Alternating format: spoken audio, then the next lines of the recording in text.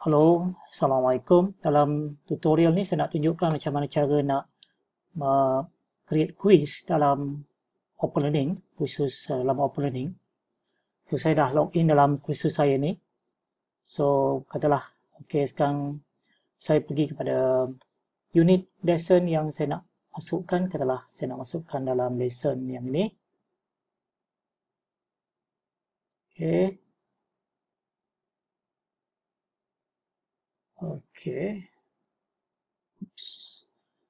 Kemudian saya akan pergi ke edit mode. Dan di sini sebelah kiri kita ada quiz. So pilih quiz. So kita boleh nampak di sini ada beberapa jenis quiz ya. Categorize, crossword, fill in the blank, match it, multiple choice, short answer. So saya nak mulakan, katakanlah saya nak masukkan 3 soalan. Yang soalan pertama, fill in the blank. Okay. So saya boleh drag ataupun saya klik saja. So we go to setup. So ini contoh soalan. So saya ada soalan di sini. Okay, Proton car is car brand manufactured in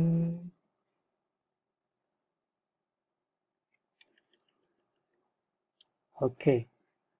What would you like to insert? So kita boleh letak jawapan ni supaya sistem ni boleh buat marking, dia boleh kind of marking secara automatik ya. Kalau tidak kita biarkan kosong dan kita sendiri yang akan mark secara manual ya. So yang ni tak apa sebab jawapannya very clear. So in Malaysia. Tadi okay, macam tu. Okay. Success text, maknanya kalau dia jawab betul, dia akan dapat respon completed, well done. Kalau tak betul, kita boleh letak. Kalau dia jawab tak betul, kita boleh letak okay, please try again. Ikut macam tu ya. Check text, check answers. Ini kita boleh tambah juga lah kalau kita nak bagi kind of macam apa, okay, your answer is not correct, so please check your answers. Then click done. So kita dah tambah satu soalan. Kita boleh tambah sekarang ni, katakanlah saya nak tambah multiple choice. Okay, sama juga pergi setup. Okay, sini tempat untuk kita masukkan soalan. So saya dah sediakan soalan. Okay, match. Okay, match the tagline of the right car brand, the ultimate driving machine. Okay, kita boleh buat jawapan hanya satu ataupun kita boleh allow multiple answers kalau ini gunakan checkbox lah, maknanya ada lebih dari satu jawapan. Tapi dalam contoh ni saya nak buat only one answer. So apa dia answersnya? Okay, Volvo. Senang kalau kita dah sediakan, kita terus copy and paste ya. Mercedes, BMW. Kita boleh tambah add answers kalau nak tambah lagi jawapan. Proton. Okay, satu lagi. Mazda.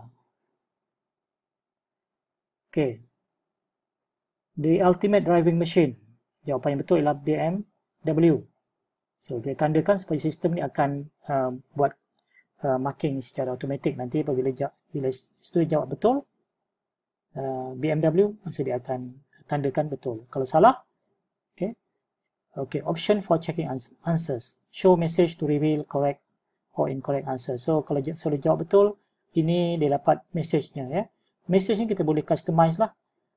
Kita boleh, kalau nak lebih bermakna lagi, kita boleh bagi message kata okay, kalau jawapan tu betul, mengapa betul. Kita boleh bagi maklumat tambahan. Macam tu juga kalau salah, kita boleh bagi hint kat sini ya. Kalau jawapan tu salah, okay, kita boleh bagi hint untuk membantu dia mencuba lagi sekali untuk dapatkan jawapan yang betul. Ya. Kalau kita nak bagi hint, kita boleh masukkan.